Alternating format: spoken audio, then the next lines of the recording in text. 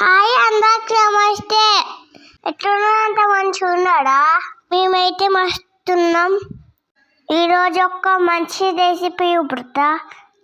మీరు తిన్న తర్వాత చాలా బాగుందంటారు. దీనికోసం ముందుగా ఒక ప్యాన్లో నెయ్యి వేసుకొని సోరకాయ తురుము వేసుకొని అందులో కొంచెం వాటర్ వేసుకొని వాటర్ ఇంకిపోయేలాగా ఉడికించుకోవాలి. ఇప్పుడు ఇంకో పొయ్యి మీద గిన్నె పెట్టుకొని లీటర్ పాలు వేసుకొని మరిగించుకోవాలి. ఇవి మరిగే లోపు టైం వేస్ట్ చేయకుండా కాజు బాదం మిక్సీ పట్టుకోవాలి.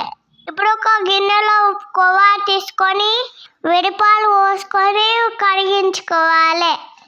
ఇప్పుడు మరుగుతున్న పాలలో ఉడికిన సోరకాయ తురుము వేసుకొని ఒక కప్పు చక్కెర యాడ్ చేసుకొని మంచిగా కలుపుకోవాలి.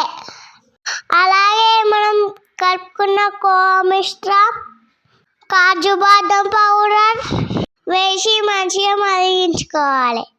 5 నిమిషాల తర్వాత ఫ్రై చేసుకున్న డ్రై ఫ్రూట్స్ వేసుకొని సర్వ్ చేసుకుంటే కద్దు కీర్ రెడీ.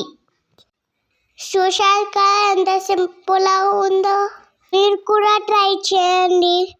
ఛానల్ని మొదటిసారి చూసినట్టయితే లైక్ చేయండి, షేర్ చేయండి, కామెంట్ చేయండి. అలాగే సబ్స్క్రైబ్ కూడా చేసుకోవాలి. మరి బాయ్ అందరికీ వెళ్ళేస్తా.